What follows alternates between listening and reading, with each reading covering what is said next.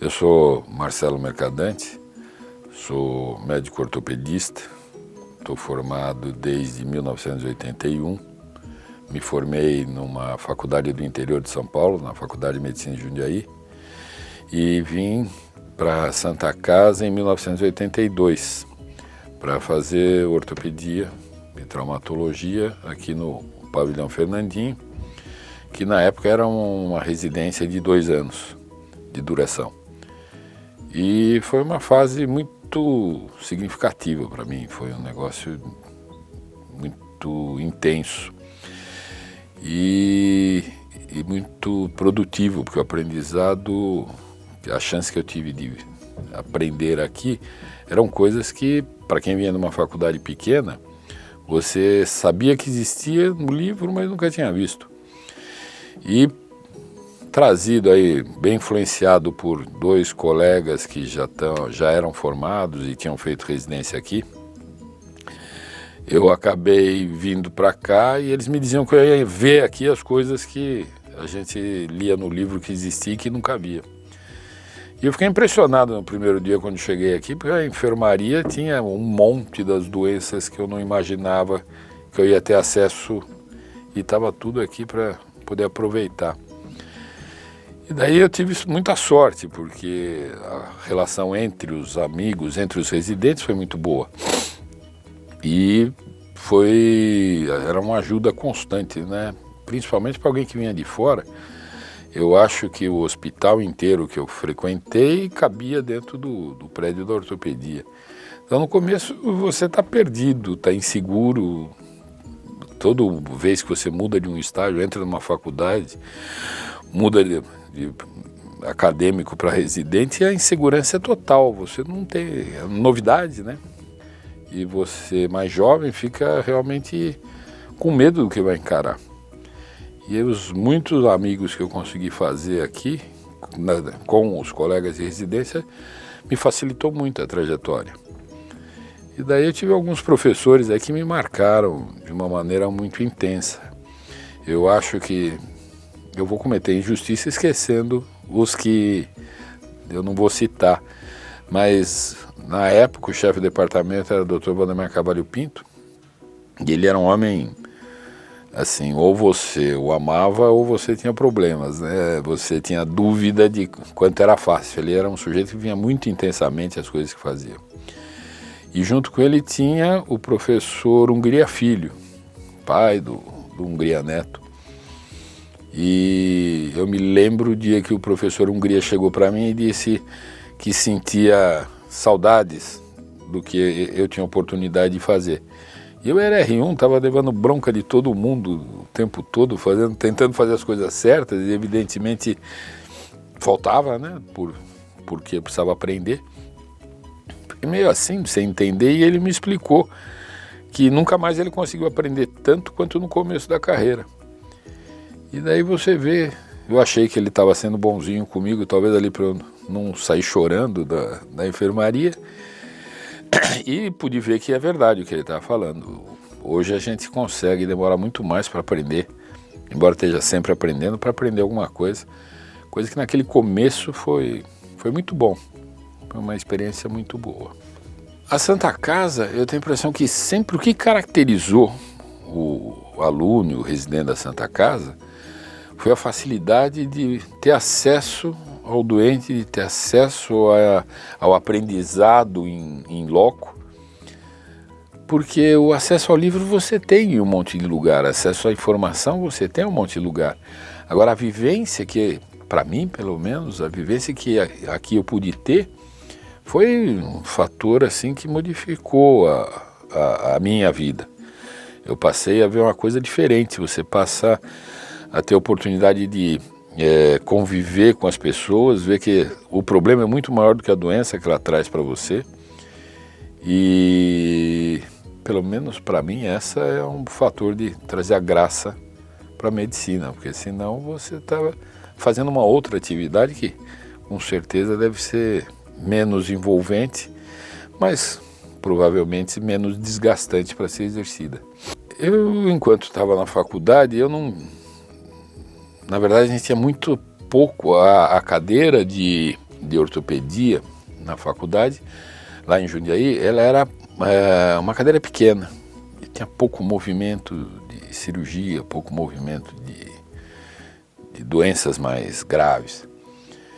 Mas esses dois colegas que voltavam, os que saíram daqui e voltaram eles tinham se formado em Jundiaí, um é o José Carlos Bongiovanni, um ortopedista bastante importante aí na sociedade de ortopedia, e outro um cirurgião de mão, que ele também foi um sujeito que voltou para... Ele, na verdade, era de Campinas, mas também atuava em Jundiaí, que era o Jacozinho, e eles dois é que me mostraram que a ortopedia era muito diferente do que aquilo que eu via lá na cidade. E principalmente o Bongiovanni me pegou pela mão, na época do exame de residência, quando saiu o resultado. Eu não sabia bem o que eu ia fazer, porque eu tinha entrado em outros lugares também. Mas ele me pegou pela mão e trouxe aqui. Trouxe aqui e veio me mostrar o que era a ortopedia aqui. E foi aí que eu acabei sendo picado pela mosca e acabei ficando aqui todos esses anos. E a escolha da medicina, retomando um pouco a sua trajetória, tinha médico na sua família? Como é que foi? A medicina, uma influência importante era meu avô. Meu avô, embora quando eu me lembro dele, quando eu conheci ele, já era aposentado, era um senhor prestes a se aposentar, um senhor já de bastante idade, se aposentou com 70 e poucos anos. Mas eu me lembro que a conversa com ele sobre a medicina era um negócio muito envolvente. E ele sobreviveu muito tempo. Ele faleceu, eu estava com 17 anos, ia fazer vestibular naquele ano. Então ele foi uma pessoa que influenciou muito. Mas quase sempre, se você for ver, o sujeito que resolve fazer medicina, acho que ele já nasce geneticamente com essa tendência, porque eu nunca pensei muito em fazer outra profissão. Isso é muito comum quando você conversa com os estudantes. Ou tem influência na família, mas se você for ver, hoje é tão rico. Quando eu fui fazer, tinha muita tendência, né? Você era médico, engenheiro, advogado, e não saía muito disso. Estava começando a ter mais administrador de empresa, economista, mas não saía muito disso. Mas hoje continua tendo um monte de profissões que você tem, acesso à informação muito fácil.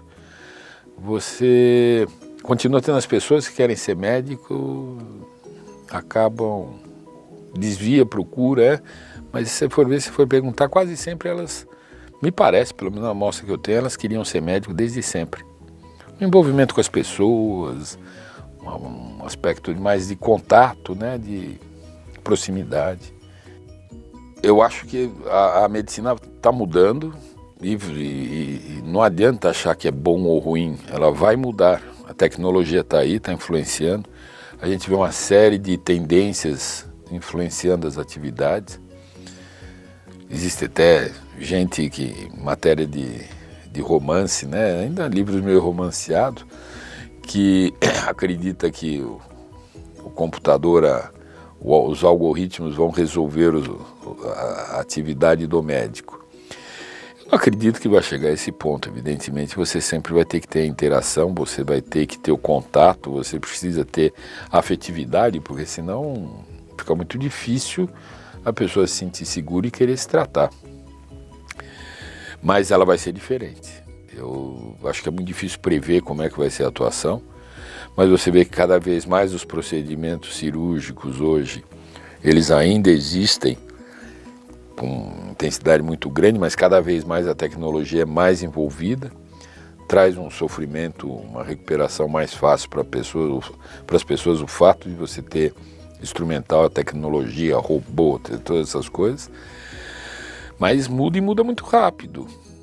Eu me lembro quando eu comecei, para aparecer uma técnica nova ou um implante, né, uma placa, um parafuso diferente, levava 10 anos entre a evolução de uma geração e outra de um mesmo implante. Hoje, em um ano, isso muda. E muda com justificativa, não é só por um problema comercial, não é oferta comercial. Existe inovação, existe melhora da condição de aplicação. não vai deixar de existir área cirúrgica, você tem algumas coisas que vai continuar, pode ser que a cirurgia não seja mais aberta, cortando as pessoas, né? Mas você vai continuar tendo, porque existe o trauma, existe a neoplasia, tudo isso vai continuar durante muito tempo precisando ser abordado. Mas vai ser cada vez mais tecnologia e com certeza tão apaixonante quanto é hoje, mas vai ser diferente. E as pessoas, eu acho, é que o jovem hoje também ele é muito diferente, ele não é arraigado a aquelas condições que a gente era de acreditar que o que você faz é o certo e os outros têm. Hoje muda, né? O convívio com o residente é muito gratificante, porque te areja. E a maneira de pensar muda toda hora. Eu me lembro um dia que eu estava operando, achamos lá uma articulação com um derrame articular, e a gente aproveita, pega o líquido que está dentro da articulação e manda para análise para tentar fazer diagnóstico de que doença está produzindo aquele derrame. E tinha uma página que era obrigatória, a contracapa de um livro, na época chamava o Tadian, estava lá descrito o que é que você tinha, quanto tinha de açúcar, quanto tinha de cloreto, de proteína. E eu operando lembrei, estava pensando na página e perguntei para quem estava operando comigo como é que ia encontrar proteína ou qualquer outra coisa que estava no líquido. A gente estava pensando em tuberculose, ia procurar cloreto, né? Um sabia, outro não sabia, de repente eu escuto atrás, alguém começou a falar a tabela inteira. Eu falei, poxa, alguém que decora, né, estuda as coisas. Fui olhar para trás e ele estava lendo no celular. Isso é magnífico, né? Você não tem mais que ficar gastando espaço na memória para decorar as coisas. Você precisa ter acesso à informação e hoje mudou, né? Você tem acesso em qualquer lugar a qualquer informação. Isso é gratificante. Traz graça no dia a dia. Isso não é desafio, né? É só você ver, todas as áreas são assim. Não é um desafio. O desafio é você aceitar. É você convencer o mais velho de que não precisa continuar sendo como ele fez. E vai ser diferente. Se você for lembrar como é que era atendimento bancário, eu não sei se dá para lembrar, né? Talvez não tenha vivido isso, mas você chegava no banco e ia descontar um cheque, o cara pegava o cheque, fechava a gaveta, a chave, ia lá no fundo, olhava a assinatura, voltava, anotava na ficha o quanto estava debitando na conta. É inimaginável que isso funcionava assim. E na medicina é mais complexo, talvez você precise de mais tecnologia, ou talvez renda menos dinheiro, por isso esteja um pouco mais defasado, mas o caminho vai ser o mesmo. A tecnologia é para ser aproveitada. Agora, a relação entre as pessoas é que precisa ser respeitada, né? Mas ela se acomoda, eu tenho certeza que o jovem vai se entusiasmar e se divertir tanto quanto a gente, mas de uma maneira diferente. Eu tenho a impressão que se eu puder dar alguma sugestão para o mais novo que quer fazer a medicina, eu acho que o recado é: seja feliz, se divirta com o que você está trabalhando. Veja graça e tenha muita curiosidade. Tudo tem que ter um porquê. Não aceita porque ficou mais fácil ou você está cansado. Se estiver cansado hoje, amanhã volta com o porquê. Essa é uma falha que a gente costuma ver no sujeito que está ingressando na faculdade. Ele talvez venha de um período meio tempestuoso, aí de prévia entrar na faculdade, os vestibulares, e talvez ele faça pouca pergunta, enquanto ele tem chance de fazer, e podia fazer muitas perguntas.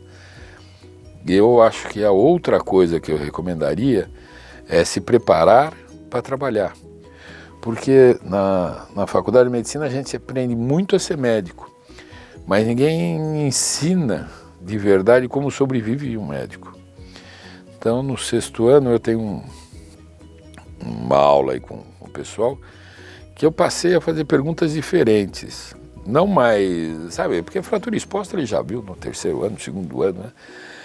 E você vai perguntar que boleto que ele vai pagar depois de formado, se ele vai pagar o boleto do CRM, o boleto da Sociedade de Ortopedia, se ele vai pagar o boleto da MB, da APM, e ele não tem, do sindicato, ele não tem a menor ideia do que ele tem que fazer. E não se prepara, inclusive, para receber o primeiro plantão. Ele não sabe como é que ele vai receber, se ele vai dar uma RPA, um recibo de pagamento de autônomo, se ele vai fazer uma firma, se ele vai ter que ter uma PJ, que o patrão prefere que seja PJ. E o médico chega também despreparado nesse ponto. Eu acho que para o aluno, né, para o aluno que vai quem está querendo entrar na faculdade, é muito importante a curiosidade, perguntar as coisas e não aceitar passivamente. E para o sujeito que já passou pela metade do curso, ele também tem que se preparar para ser um profissional, porque senão a vida vai fazer dele ser feliz, mas ele vai virar um idoso, uma hora ele vai ter que sobreviver do que ele acumulou. E a gente não é preparado em nenhum momento para isso e às vezes descobre um período já meio mais difícil de contornar a situação. Mas faça a medicina, é muito divertido, dá para aproveitar muito. Eu, pelo menos, me sinto muito bem.